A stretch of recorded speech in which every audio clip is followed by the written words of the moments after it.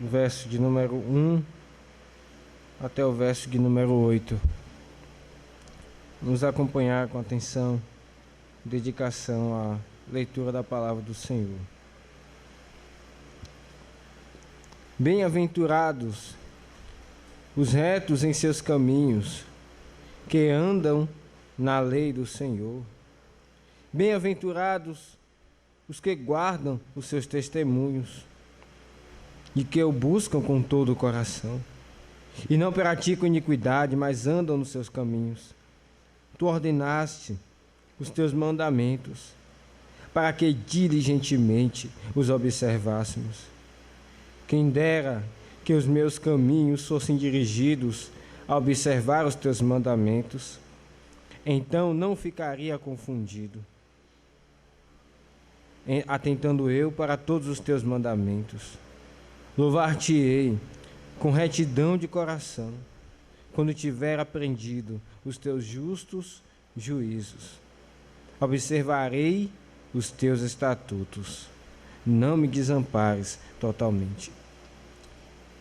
Vamos pedir ao Senhor.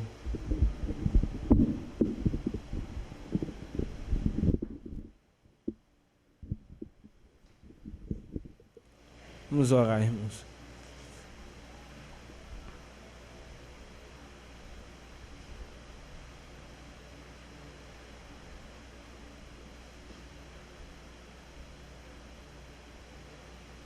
Ó Senhor,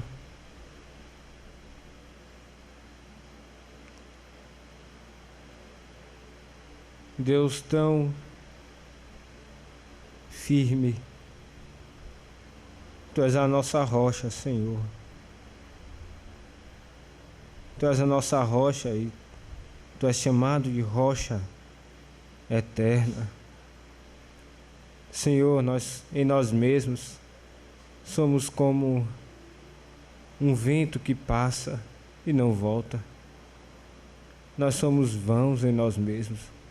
Nós somos fracos. Nossa palavra não vale de nada, Senhor. Quando falamos da nossa própria força, no nosso próprio braço. Mas não é assim o testemunho do Senhor. A Tua palavra. Meu Deus, nosso Deus, oramos a Ti, suplicamos a Ti,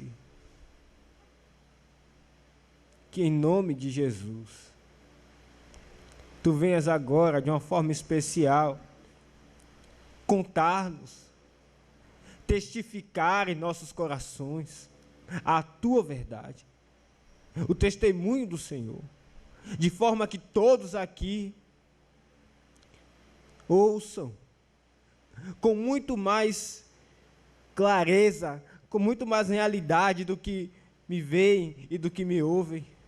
Tenham certeza de que ouviram o Senhor, porque tão poderoso é o Teu testemunho, Senhor, e tão verdadeiro, e tão real. Ó Senhor, rocha eterna, Deus fiel, fala ao nosso coração, porque nós carecemos, Senhor. Nós estamos secos, nós estamos necessitados e aflitos, e precisamos de Ti, da Tua palavra, em nome de Jesus. Não nos desampares totalmente. Amém.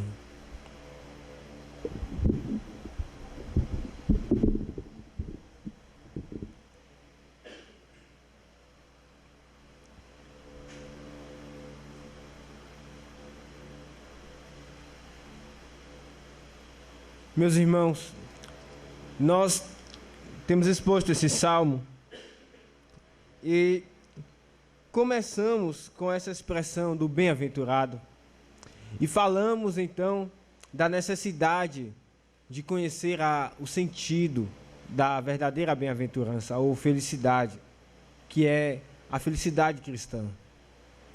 E nós enfatizamos isso porque essa expressão seria utilizada no decorrer do Salmo. E nós utilizamos ela na última exposição, falando das obras desses que são bem-aventurados.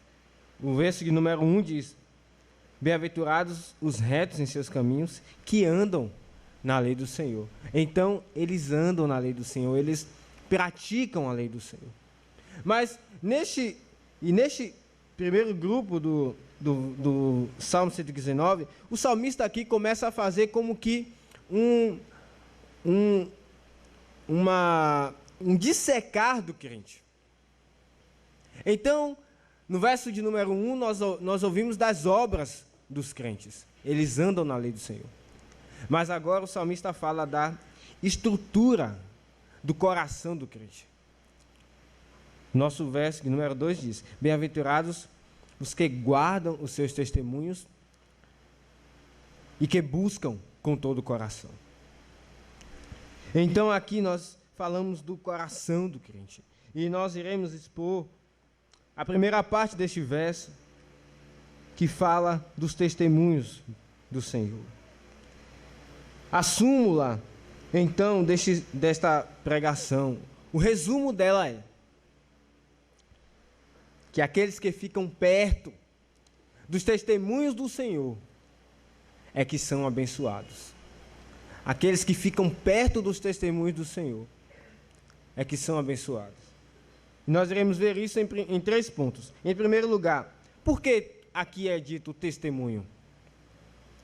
Em segundo lugar, eles guardam esse testemunho. E em terceiro lugar, por que eles são abençoados? Então, em primeiro lugar, aqui a palavra do Senhor é chamada de testemunho. Por que isso? Em segundo lugar, os crentes guardam esse testemunho. E em terceiro lugar, por que eles são abençoados? Então vejamos em primeiro lugar. Meus irmãos, a palavra do Senhor e esse salmo, especialmente, se refere à vontade do Senhor, às Escrituras, de várias formas. Nós aqui temos prescrições, mandamentos, ordenanças. Mas por que o salmista e o Senhor, pelo salmista, escolhe esta palavra aqui, se referindo à sua vontade? Porque ela não é apenas a palavra do Senhor, mas há um aspecto que diferencia, há um aspecto especial da palavra do Senhor, que aqui nós temos. E este aspecto é que ela é um depoimento. Ela é como se o Senhor estivesse aqui depondo, falando o seu pensamento acerca da nossa salvação e do serviço a Ele. E isso é como uma declaração da mente do Senhor. Ele não nos deixou no escuro a respeito disso. Ele nos disse o que Ele aprova. Abramos em Miqueias 6.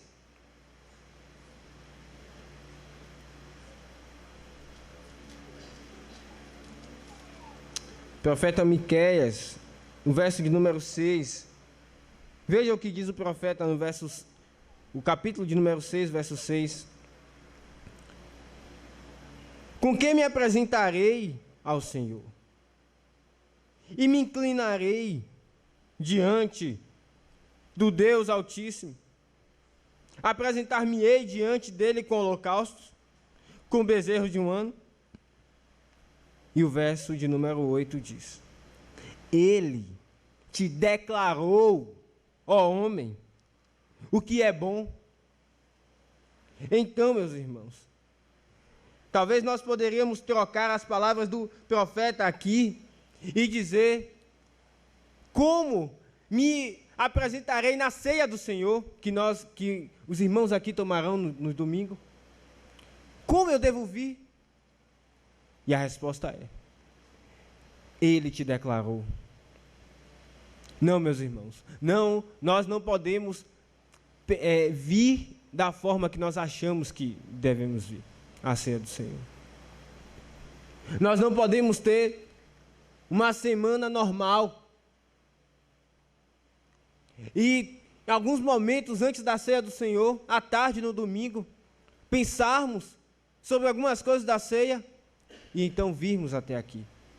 Não, essa é a sua preparação. Mas ele te declarou. Isso é o peso que você dá ao testemunho do Senhor, mas não é este peso que ele requer. E este é um ponto que nós devemos parar um pouco. Meus irmãos, o peso da ceia do Senhor para você é o quanto você investe para se preparar nela. Se você não busca mais em oração, se você não tem diante de si como que placas, assim como você anda na estrada e diz, reduz a velocidade porque há uma curva fechada. Se você não tem diante de si, é a ceia do Senhor. E é uma semana normal. Então você não está tendo o testemunho, a declaração que vem do Senhor. Não é uma declaração de homens. A palavra de Deus diz, na presença de 2 ou 3 testemunhas, tudo será estabelecido. Falando de um homem, mas não é assim. O Senhor não precisa falar uma vez só. Isso mostra o peso, a importância do depoimento do Senhor. E eu lhe pergunto, você tem tomado o peso desse depoimento? Desta ordenança, que é a morte do seu Senhor por você? Ele te declarou. É um depoimento da mente dele. Por que você não confia nesse testemunho? Meus irmãos, nós costumamos avisar uma semana antes. Nós teremos ceia no domingo que vem. E por que você não confia nesse testemunho e começa a se preparar? Como nós somos tão prontos a confiar no testemunho de um homem. Se é alguém da nossa área profissional, que é muito conhecedor, tem muita experiência sobre aquilo, que peso essa palavra tem para nós? Quanto nós investimos para comprar livros dessa pessoa? Ir para uma palestra, porque é fulano, que é especializado em tal área, que vai falar. Mas eu lhe pergunto, e o depoimento, e o testemunho do Senhor, tem esse peso para você? É este esforço que você investe para ouvir Ele? 1 João 5,9 diz, se recebemos o testemunho dos homens, o testemunho de Deus é maior. Se você recebe, se tem peso para você o testemunho de um homem, o testemunho de Deus é maior, porque o testemunho de Deus é este que de seu Filho testificou.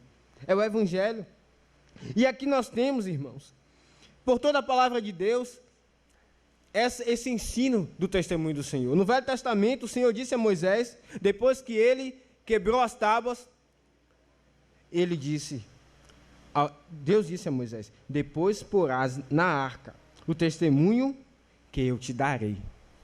Então veja, é algo que o Senhor dá. Ele recebeu. Novo Testamento, 1 João 5,10, quem crê no Filho de Deus em si mesmo tem o testemunho. Quem a Deus não crê, mentiroso fez, porquanto não creu no testemunho que Deus de seu Filho deu. Agora abram em Isaías 8:20.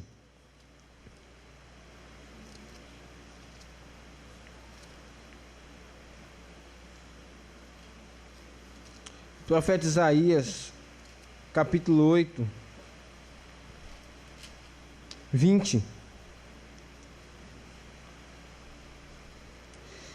Veja que aqui ele diz: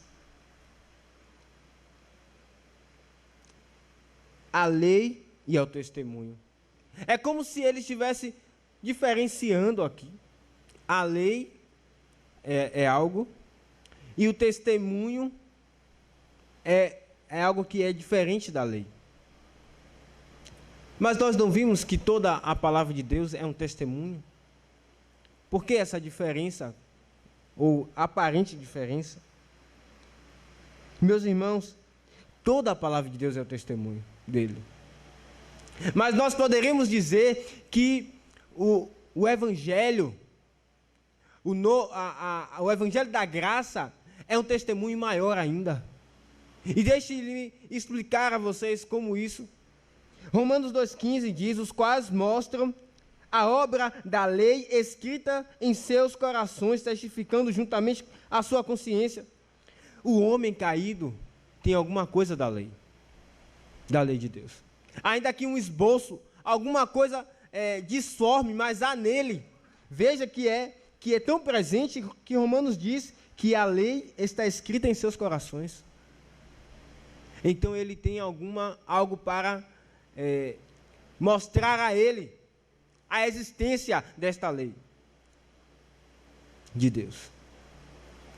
Ainda que não sirva para salvá-lo, nem mesmo para fazer ele completamente convicto do seu pecado. Mas há algo ali que mostra a ele que é um Deus. Então ele não está em branco quanto a isso. Mas eu lhe pergunto, o que testemunha no homem o Evangelho? O que testemunha, o que pode nele testemunhar que há um Salvador pessoal para a alma dele?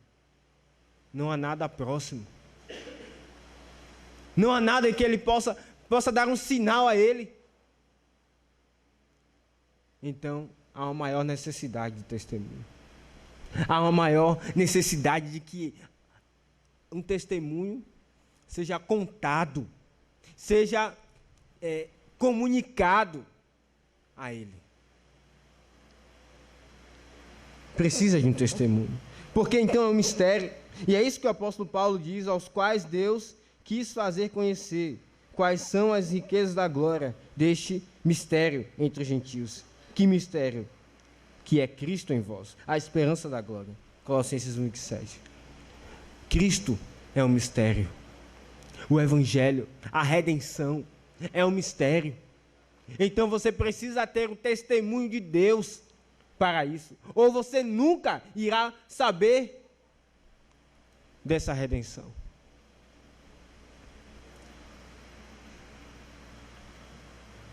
E que testemunho é esse, irmãos? Abram em 1 João 5.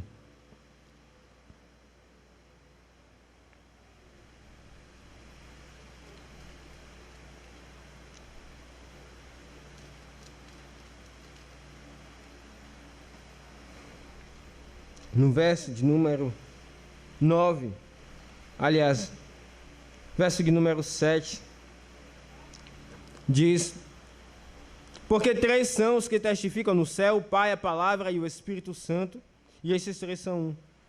E 3 são os que testificam na terra. E estes, na terra, o Espírito, a água e o sangue. E estes 3 concordam num. Então aqui ele fala de 3 testemunhas que testificam na terra. E são elas que contam. Que mistério é esse? O Espírito Santo. O Espírito Santo ilumina o coração. Há uma iluminação quando o Espírito Santo comunica, testifica esse testemunho da vontade de Deus. Há uma iluminação no coração. Há uma luz que incide. E ele mostra o ser de Deus.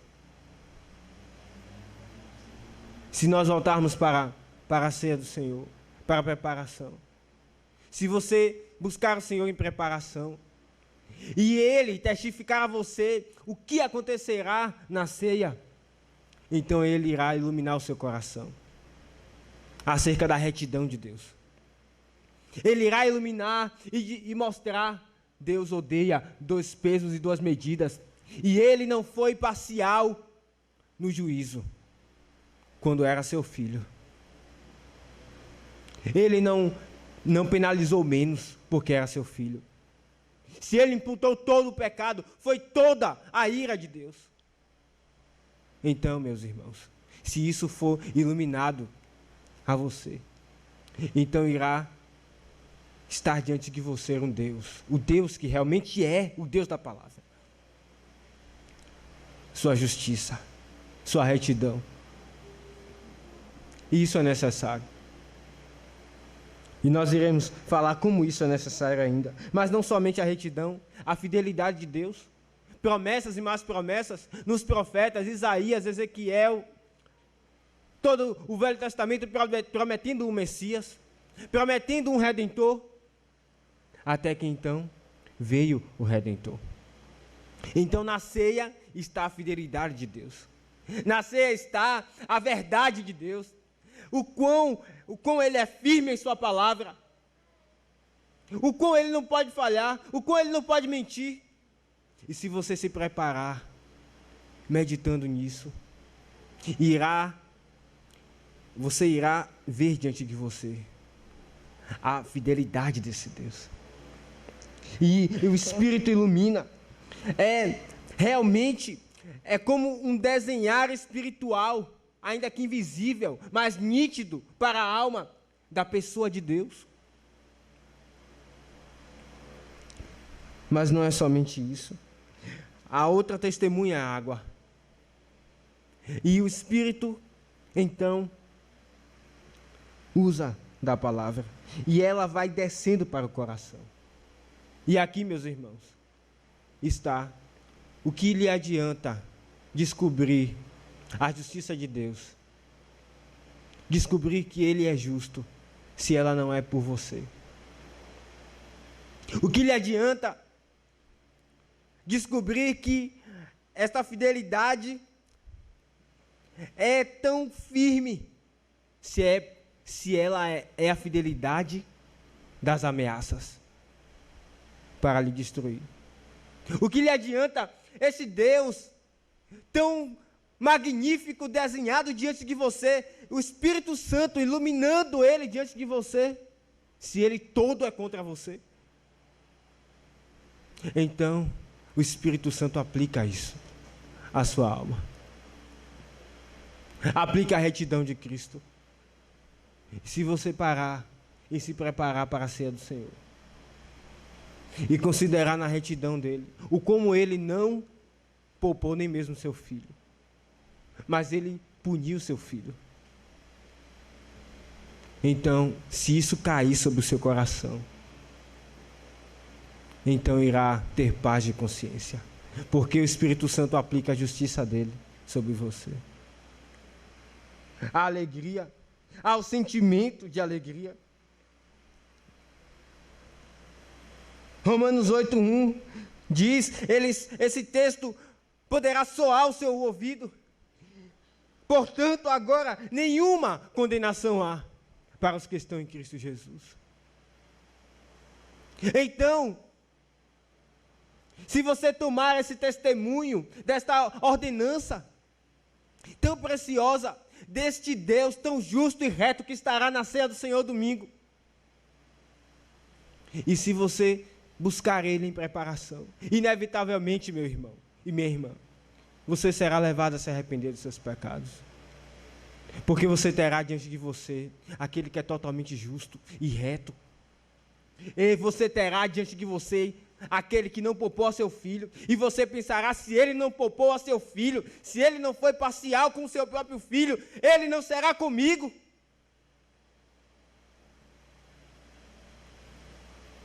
Se ele não teve 2 pesos e 2 medidas com o seu próprio filho, porque ele pesará menos o meu pecado?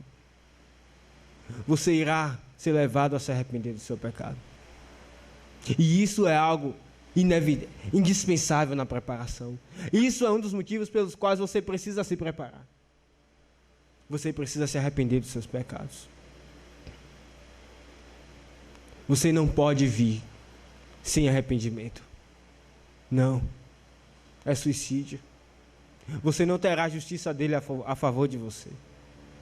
Mas você terá a justiça dele contra você. Você tem buscado nessa semana, hoje que é quarta-feira, Você tem buscado arrependimento?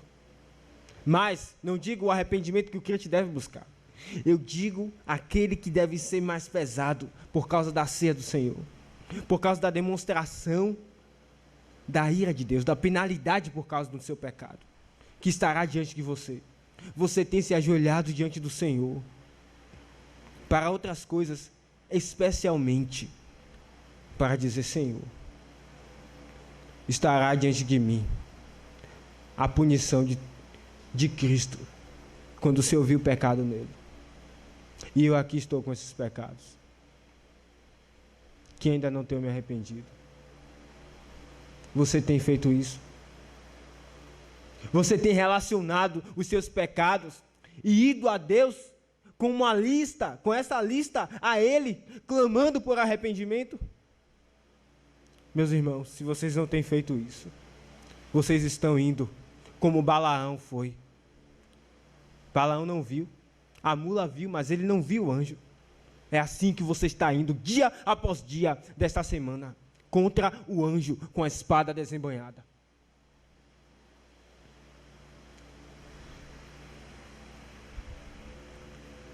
Você precisa conhecer esse testemunho.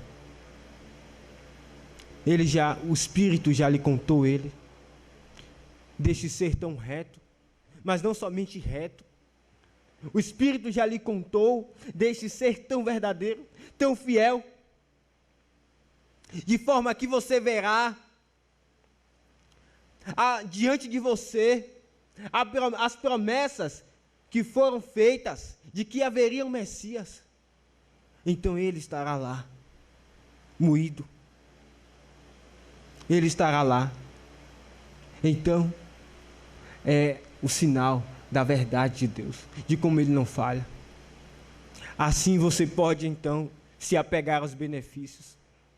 Assim você pode então se apegar às promessas, porque ele não falha nas promessas. Mas se você não se preparar, você não vai poder se lançar as promessas. Se você não meditar nela, se você não buscar que o Espírito Santo lhe conte, meu irmão e minha irmã, algo que lhe desperta e que lhe transforma, porque você não pode ver esse ser tão verdadeiro e não buscá-lo. Você não pode ouvir esse testemunho tão verdadeiro em seu coração e você vendo o quão podre você tem sido e não clamar a Ele pelos benefícios que há nessa ordenança. E eu lhe digo, se você não tem feito isso, examine se você tem recebido esse testemunho. Esse testificar, essa declaração de Deus, não de um homem.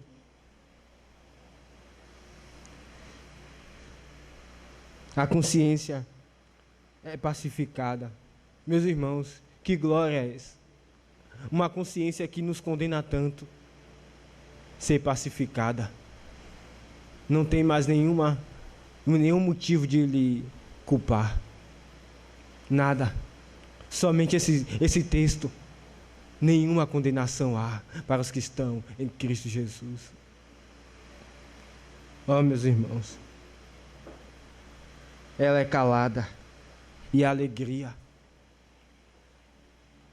Há uma vontade de ir a Deus e de ficar com Deus, porque não há mais a parede que lhe separa dele, a culpa. É isso que acontece quando o Espírito Santo testemunha. Como está a sua consciência? Ela tem lhe acusado justamente? Então você precisa ouvir esse testemunho. Talvez você precise reacendê-lo, ou melhor, ter ele reacendido pelo Espírito Santo em seu coração. Ou talvez você precise ouvi-lo da primeira vez.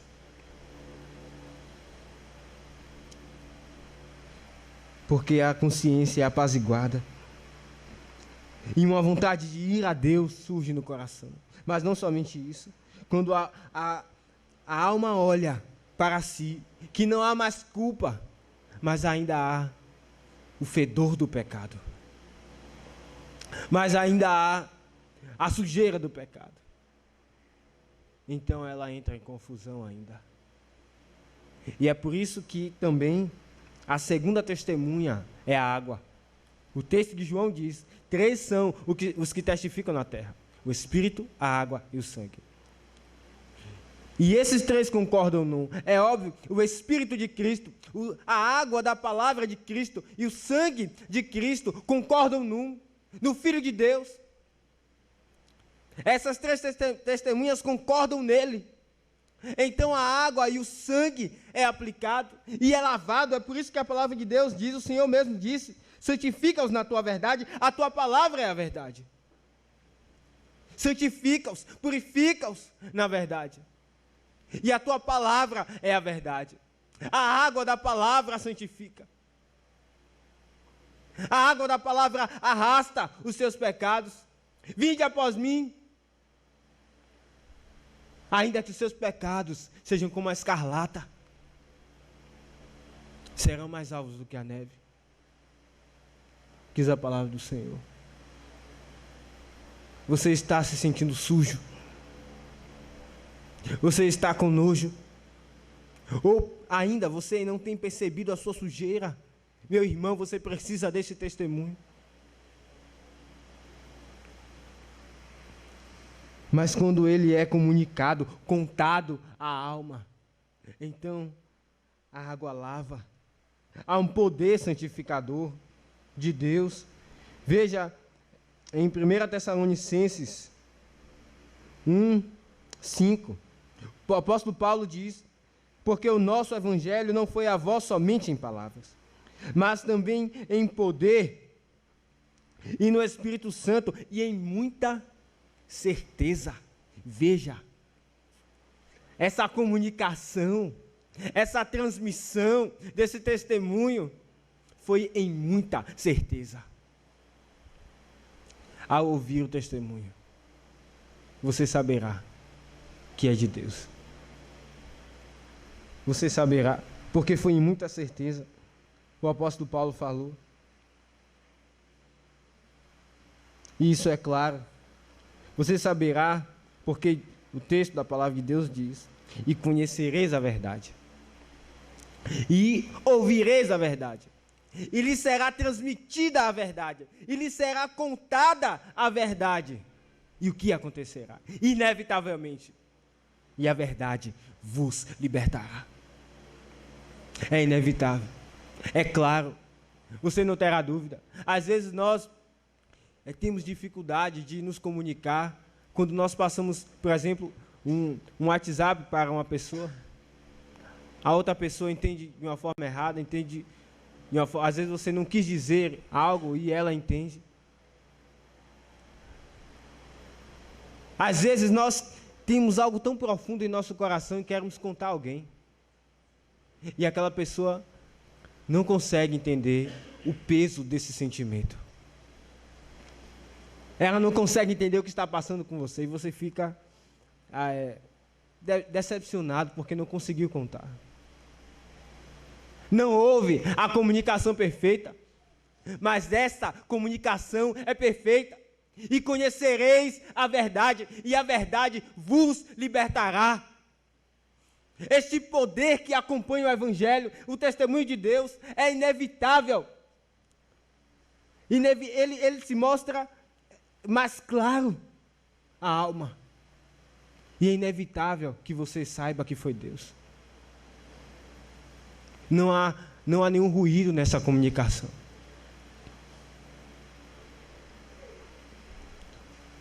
Às vezes nós ficamos nos perguntando se nós realmente estamos vencendo os nossos pecados ou não. É certo, Satanás tenta lançar lama nessa comunicação. Ruídos, sujeiras. A carne começa a falar, como diz o Salmo 36, a transgressão do ímpio. diz no íntimo do meu coração. É a mesma, é o pecado do ímpio. Isso que está Salmo 36:1. A transgressão do ímpio diz no íntimo do meu coração, para lhe enganar, e começa a dizer: você não ama mais a Deus. Você não está mais nos caminhos dele. Você não quer mais a Deus. É certo que essas coisas querem atrapalhar a comunicação. Mas, meus irmãos, o texto diz: e conhecereis a verdade, e a verdade vos libertará. A despeito do seu pecado, a despeito de todas as dificuldades, vos libertará. Esse é o testemunho de Deus. É isso que acontece. E você tem experimentado isso na sua vida? Esse poder tem lhe libertado ao ouvir esse testemunho do Espírito Santo. Você é liberto. Você tem sido liberto. Você está num processo de libertação.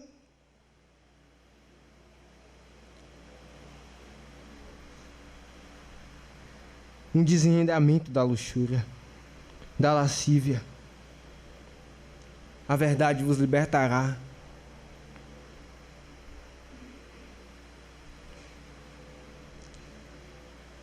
Meus irmãos, realmente é difícil. Realmente, nós precisamos clamar ao Senhor. Mas o Senhor não mente. Esse testemunho é tão potente. Esse testemunho é tão real. Que o texto diz que há três testemunhas que testificam nos céus. E três que testificam na terra. É tão potente que o Senhor Jesus falou. E aqueles que estavam com Saulo ficaram atordoados. O Senhor nos deu 3 testemunhas na terra. É pouco para você? 3 testemunham na terra. O Espírito, a água e o sangue. Isso deve ser um ânimo para a sua alma. Para que você ouça, para que você busque ao Senhor. São 3. Por isso o Salmo 76 diz, no verso 1, conhecido é Deus em Judá.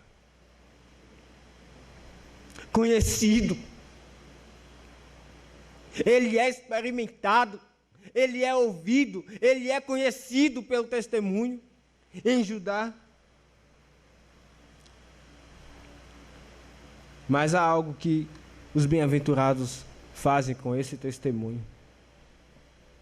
E eu lhe pergunto, o que você faz com esse testemunho? Se você já ouviu ele. Aqueles que são abençoados guardam esse testemunho. Eu quero ilustrar isto, esta guarda, para que os irmãos entendam melhor. Abram em 2 Timóteo, no verso de número 1:12.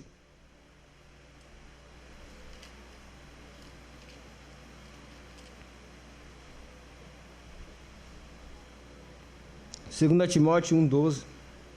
O apóstolo Paulo diz: por cuja causa padeço também isto, mas não me envergonho.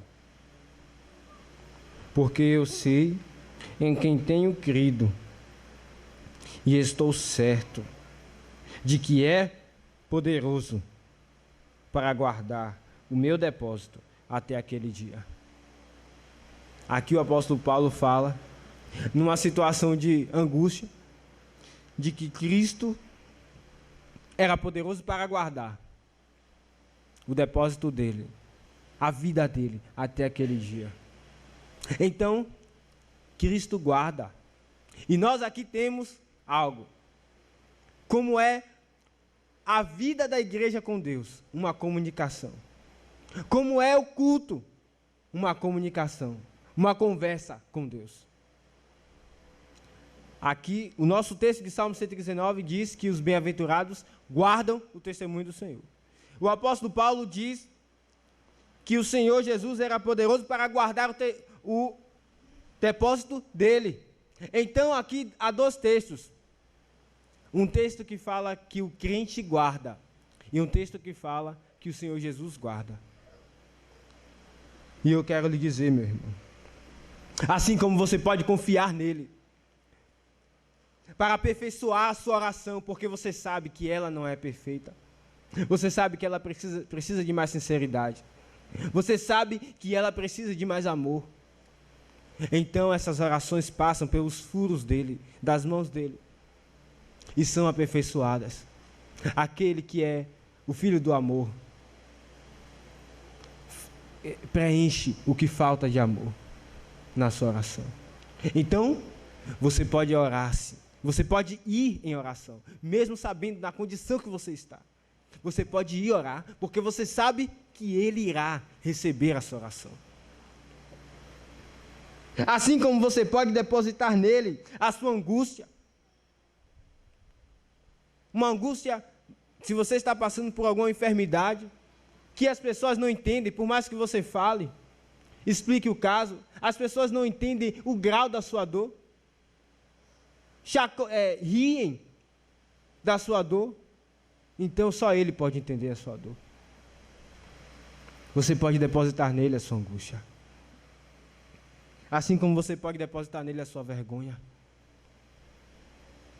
e Ele guarda. Assim como você pode entregar os seus caminhos ao Senhor, e o mais Ele fará. Contar com o poder dEle para cada pecado, para vencer cada pecado. E Ele guarda cada suspiro da alma. Ele guarda cada fraqueza sua. Ele se compromete a receber e guardar. E cuidar disso. Assim Ele está esperando. Assim, Ele está esperando que você guarde esse testemunho. Lembrem do que eu falei, é um diálogo. Você quer que Ele guarde as suas angústias? Você quer que Ele guarde as suas dificuldades? Ele guarda, uma por uma. Pode pedir. Ele disse: vão a meu Pai e orem em meu nome, e Ele ouvirá. Você pode esperar que Ele vai guardar. Mas o crente não apenas faz isso, não apenas entrega o seu caminho ao Senhor e Ele guarda. O crente também guarda esse testemunho do Senhor.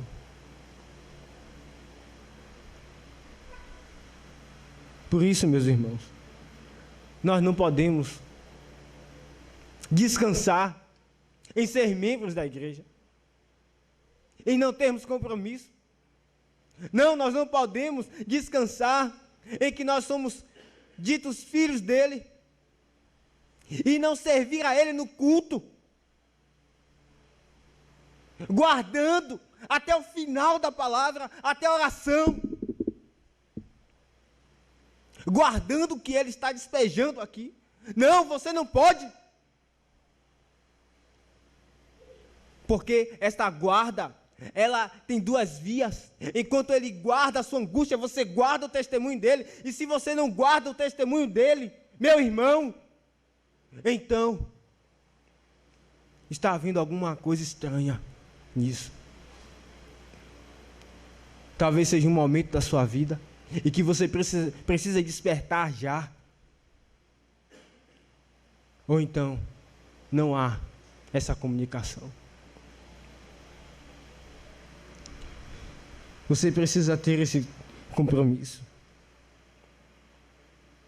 E nós iremos ver como guardar, então. Nós devemos guardar em nossos corações. Lembre, esses versos 2 é a estrutura do coração do crente. Nós temos que guardar no nosso coração. E guardar no coração significa guardar no entendimento e guardar nas afeições. Hebreus 8:10 diz: porei a minha lei no seu entendimento e escrevê-la-ei em seus corações. O significado desse texto é: se você recebeu, se você ouviu esse testemunho, o que Ele promete fazer com a palavra dele em você é iluminar a sua mente para a compreensão, não apenas de informação, mas para uma compreensão acompanhada de temor, uma compreensão da vontade dele. Mas não só essa iluminação da mente. E ele promete enquadrar os nossos afetos, a obediência dele. É isso que significa essa promessa. Porei a minha lei no seu entendimento e escrevê-la em seus corações. Mas o que significa guardar no entendimento? Nós precisamos, meus irmãos, nós, por vezes, podemos ter uma vida de leitura da palavra muito oscilante. E certamente você pode se lembrar dos momentos em que você foi constante na leitura, o quanto da palavra de Deus ficou na sua mente. O quanto era cada verso como placas diante de você, da manhã até a noite, lhe avisando do pecado, lhe avisando que você precisa obedecer ao Senhor, lhe avisando que você precisa agradar a Ele dessa forma. Os versos ficam na mente. Como você está com a leitura da palavra do Senhor? Você precisa lê-la diariamente. Você precisa desse conhecimento, porque como Ele colocará no seu entendimento. Salmo 119:9 diz: de que maneira o jovem poderá guardar puro o seu caminho? Observando sobre a sua lei.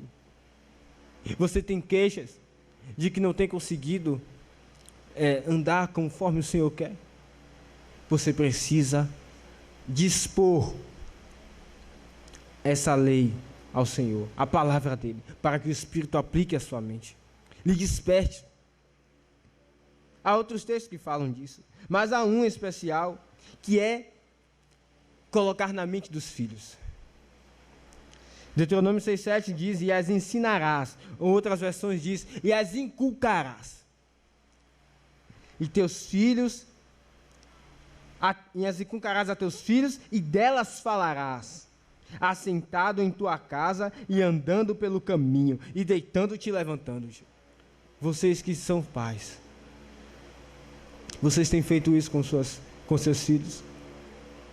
Andando no caminho, deitando-se, levantando-se. Isso significa, quando está almoçando, você tem falado da palavra? Você tem exortado? Você tem, ao ver uma obediência, incentivado? Brincando, tem falado da palavra? Tomando banho, fazendo qualquer coisa que seja? Porque o sentido desse texto é esse.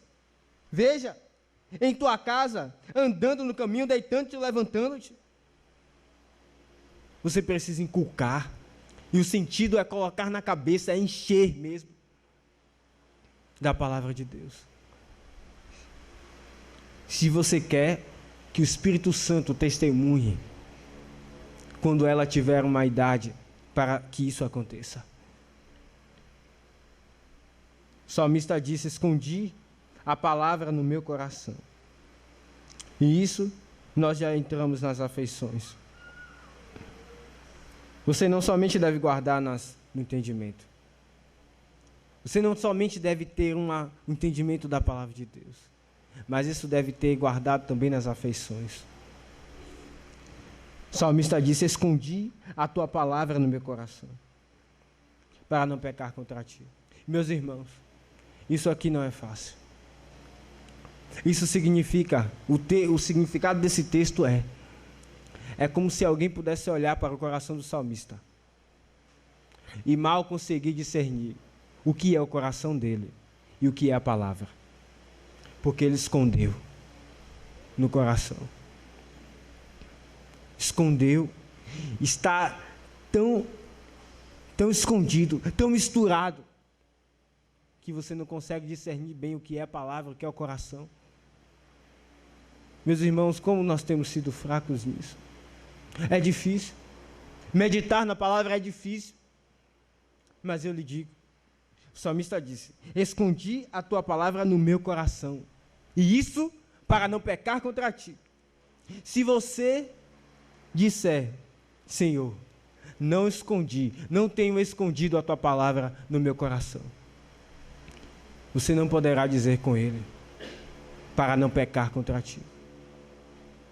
Não há outro lugar para esconder, senão no coração.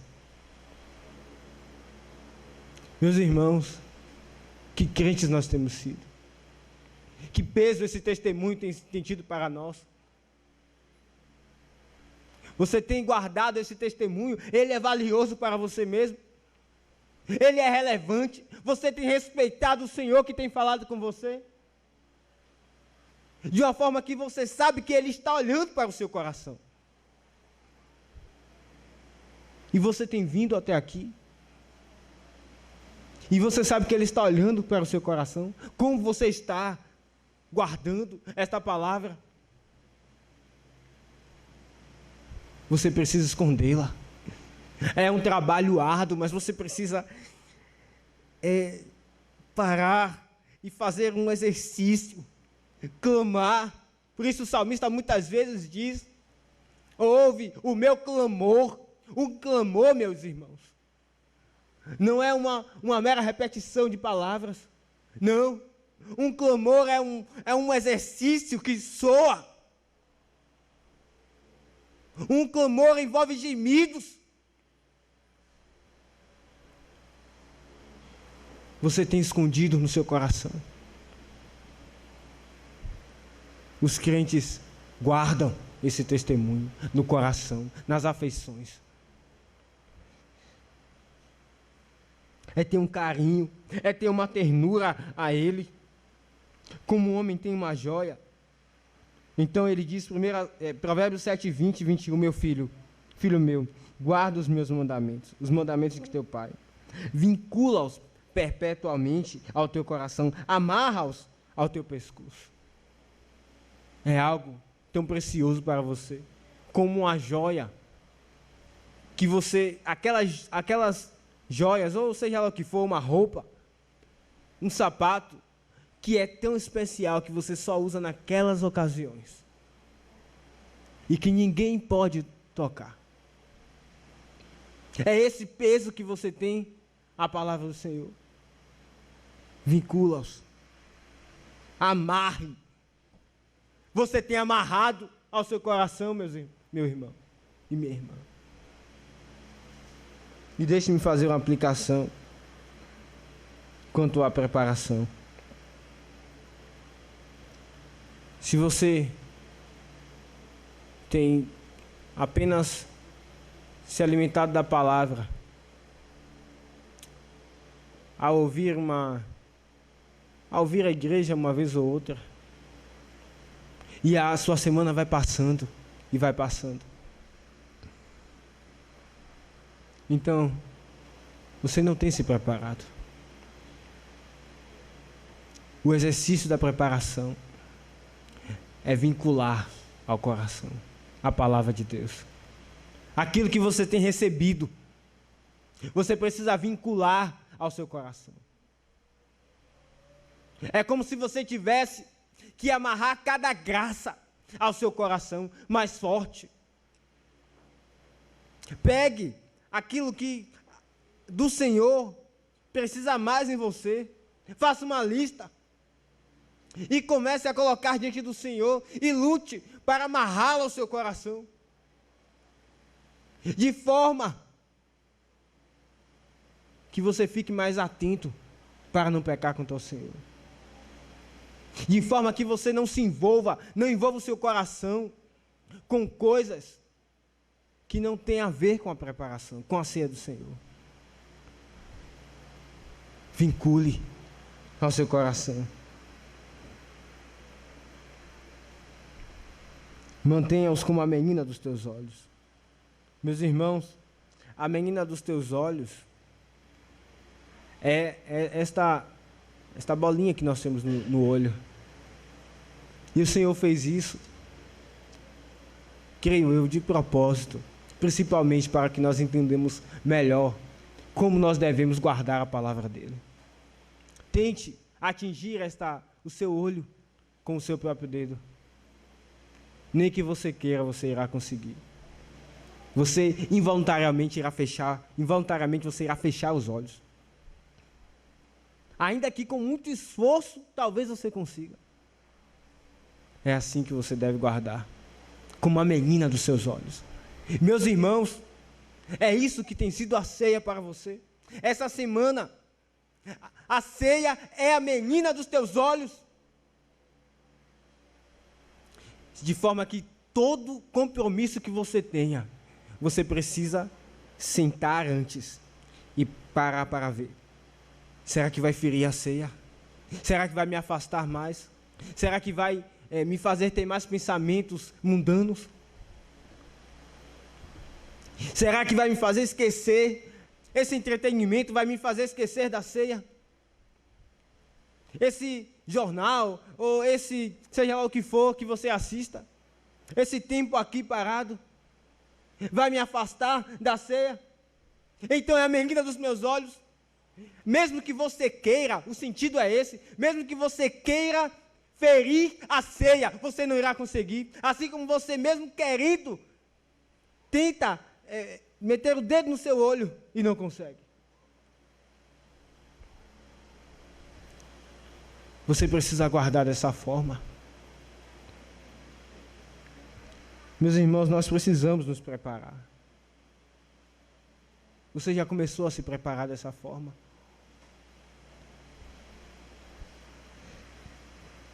Mas não somente isso.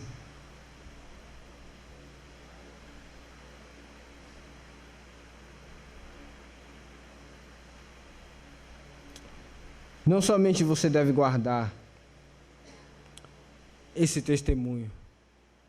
Não somente você deve se preocupar em ouvir esse testemunho e em guardar esse testemunho. Você deve perceber, e esse é o nosso terceiro ponto, o que isso tem a ver com a verdadeira felicidade. Cristo, e um dos motivos é, Cristo no último dia irá pronunciar o seu nome. Ele disse de antemão, Mateus 7, 22, ele disse que falaria abertamente. Aqueles que disseram, Senhor, eu preguei, eu expulsei demônios. Podemos paralelamente dizer, Senhor, eu não faltei uma ceia. Senhor, eu estava nas reuniões da igreja. Mas você não procurou se envolver nessa ordenança. Você não procurou ouvir os gemidos de Cristo antes de chegar aqui. Você não procurou amaciar o seu coração, sensibilizar o seu coração, para que ele chegasse aqui quebrantado. Então ele dirá, nunca vos conheci. Então ele dirá, eu nunca falei com você, eu nunca testemunhei a você, eu nunca transmiti a você, eu nunca tive uma comunicação com você. Mas o oposto também é verdadeiro. Se você tem tomado esse testemunho, meu irmão, para guardar esta ordenança da ceia, para se preparar, para colocar diante dele as suas debilidades, e ele ver arrependimento em você, então ele dirá, você ouça, nesta ordenança mesmo, vinde a mim, benditos de meu Pai. Nesta ordenança mesmo, você talvez não ouça essas palavras audivelmente, certamente não ouvirá audivelmente, mas você ouvirá, você sentirá ele lhe atraindo para ele, nesta ceia, como quem diz, vinde para esta ceia que já estava preparada para você, porque você guardou ela. você vai ser um convidado dele. E vai ser um dos convidados da lista. Mas não somente isso. Em segundo lugar, eles são abençoados porque Cristo media eles. João 17,6 diz: manifestei o teu nome aos homens, que do mundo me deste. Eram teus e nos deste, e guardaram a tua palavra. É como, aqui é um diálogo do Senhor Jesus com o Pai. Eu dei a ele o nome do Senhor. E guardaram a tua palavra. Então, aqui é como Cristo, lhe promovendo a sua honra, falando bem de você, ó Pai. Aqui é Cristo, mediando as suas fraquezas. Aqui é Cristo tomando você pela mão e levando você até o Pai, e mediando. Na ceia, aqui é Ele dizendo: a minha vida é dele, porque eu dei esta ordenança a Ele e Ele guardou. Então a minha vida, o meu sangue que agora está sendo derramado é dele, é para cobrir Ele, é para lavar Ele ou ela. Mas se você não se prepara, é uma tristeza para o seu advogado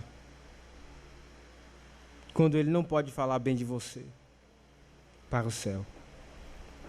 É uma tristeza para Cristo quando ele não pode dizer para o Pai, se alegrando, que você guardou essa ordenança, que você não guardou essa ordenança. Imagine isso, irmão. Você pode dizer que na hora da ceia do domingo, o Senhor Jesus olhará para o Pai e se alegrará, dizendo: olha como Ele guardou essa ordenança.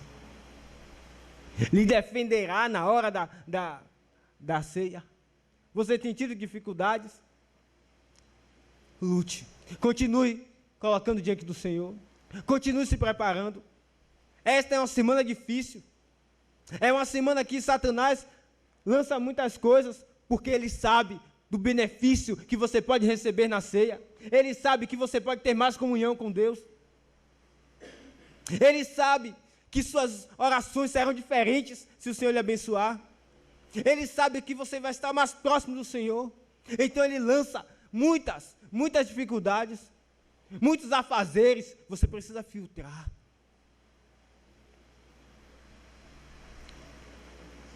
Mas se você colocar todos eles diante do Senhor, Ele será o seu advogado diante do Pai, e não recusará nenhuma audiência. Ele não recusará nenhuma audiência. Cada dificuldade Ele irá lhe defender diante do Pai. Mas se você não se preparar, será uma tristeza, porque Ele não irá poder falar bem de você com o Pai. Ele não irá lhe defender na hora da ceia.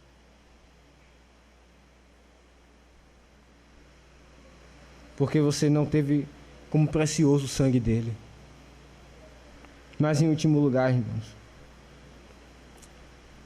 você será feliz, abençoado, se guardar o testemunho do Senhor, por causa da comunhão com Deus. Porque você terá mais comunhão com Deus. Ele diz: se alguém me ama e guarda os meus mandamentos, meu Pai o amará. Você tem sentido como que uma incerteza se você é recebido ou recebida pelo Pai? Uma dúvida. Se o Pai lhe recebe, guarde esse testemunho. Porque Ele diz: o Pai, meu Pai o amará. Mas não somente isso. Ele diz: meu Pai o amará, e nós faremos nossa morada com Ele. Meus irmãos, nós precisamos ter muito precioso esse testemunho. Porque guardando esse testemunho, você vai ter toda a Trindade habitando em você. Porque diz Cristo, o Pai o amará, nós viremos, você já tem o Espírito Santo. Então ele diz, o Pai virá, e eu também, e habitarei nele. O Espírito Santo, que é um com Deus e o Filho, habitando em você. Mas é Deus, porque Deus não se divide. Então é a Trindade habitando em você. Isso não é felicidade. Isso não é bem-aventurança. Que o Senhor nos ajude a distinguir o testemunho dele e a guardá-lo, especialmente quanto à ceia do Senhor, que é uma declaração. Cristo diz, ele disse, guardem e celebrem, anunciem a minha morte até que eu venha. E se você não se preparar, você não estará guardando esse testemunho de Cristo. Vamos orar.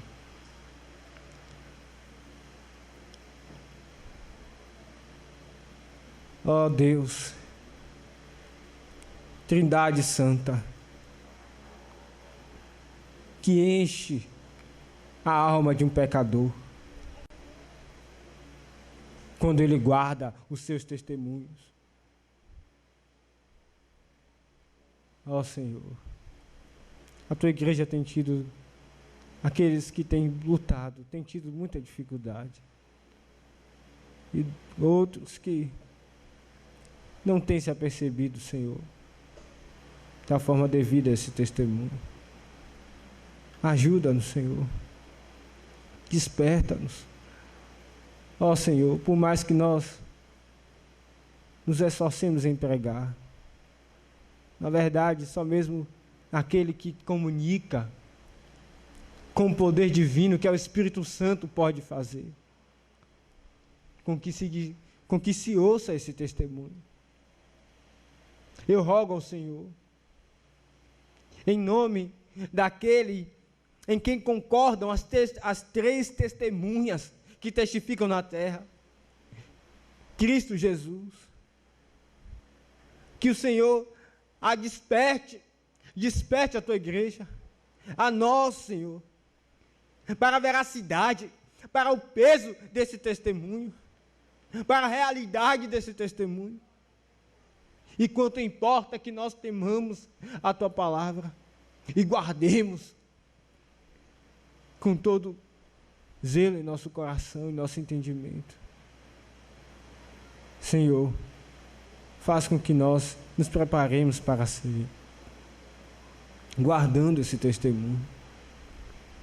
Socorre aqueles que estão cansados. O Senhor multiplica as forças ao que não tem nenhum vigor. Ajuda, Senhor. Aqueles que estão dormindo, desperta. Aqueles que estão desanimados, anima. Para que a tua igreja ceie com Cristo. Em nome de Jesus é que nós oramos, Senhor. Amém.